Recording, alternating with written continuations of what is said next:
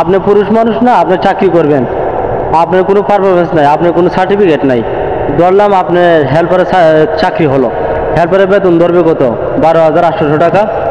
এর মধ্যে আপনি যখন চাকরিটা নেবেন, যখন আপনি ফ্যাক্টরিতে ঢুকবেন, তখন সুপারভাইজার, লাইন চিফ এবং সকল ম্যানেজমেন্ট যদি আপনার কাজে কোনো ভুল ধরে, ওরা বলবে হ্যাঁ তোর মারে, তোর বইনারে, তোর তোর বাপেরে, হ্যাঁ মানে গালিগালাজ করবে আর কি।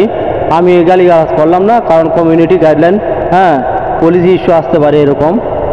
যাই হোক, আপনি যদি শিক্ষিত হন, তাহলে আপনি যদি একটা টং নিয়ে, একটা পানের একটা টং নিয়ে হকারিও করেন, হ্যাঁ তাহলে দেখা যাচ্ছে যে আপনি 2 দিন 3 দিন এই ব্যবসাটা আপনি করবেন, দৈনিক আপনার 400 টাকা 500 টাকা 1000 টাকা থাকবে, আপনার লাভ থাকবে শুধু 400 টাকা 500 টাকা 1000 টাকা আপনার শুধু লাভ থাকবে।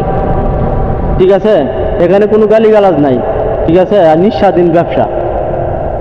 তো 2 দিন 3 দিন আপনার বন্ধু বান্ধব আপনাকে নিয়ে হাসাহাসি করবে, 3 দিনের দিনও যারা আপনাকে নিয়ে হাসাহাসি করবে তারা এসে বলবে তুই ঠিক আছস, তুই অনেক ভালো মানুষ, তুই তো অনেক টাকা ইনকাম করস, এই আমাকে একটা সিগারেট খাওয়া, এই আমাকে একটা পান খাওয়া, এই আমাকে একটা চা খাওয়া।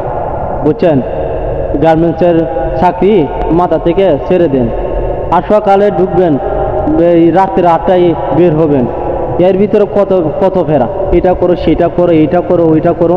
ওর ভাই এত ঝামেলা, হ্যাঁ এত ঝামেলা পোয়াতে যাবেন না।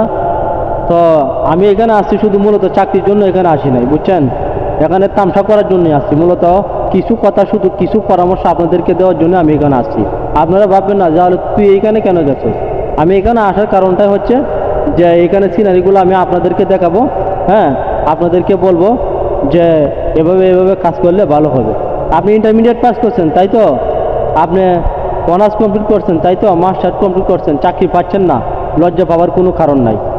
2000 টাকা খরচ করে পানের একটা টং নেন, নিয়ে আপনি যেখানে মানুষ বেশি সেখানে চলে যান, পান নেন, বিড়ি নেন, সিগারেট নেন, নিয়ে চলে যান, সারাদিন ব্যবসা করেন, আপনি 1000 টাকা 1500 টাকা আপনি লাভ করতে পারবেন। হ্যাঁ 1000 টাকা 1500 টাকা এরকম লাভ করতে পারবেন। আর গার্মেন্টসে চাকরি নিলে আপনাকে গালিগালাজ করবে, এটা করো সেটা করো, একটু ভুল হইলে আপনাকে বের করে দিবে। যাই হোক, আমি এই কথাগুলো আর রিপ্লে বলতে চাই না। সবাই ভালো থাকবেন, আমার জন্য দোয়া করবেন যাতে আমিও সুস্থ থাকি আর আপনারাও যাতে সুস্থ থাকেন, এই কামনাই করি।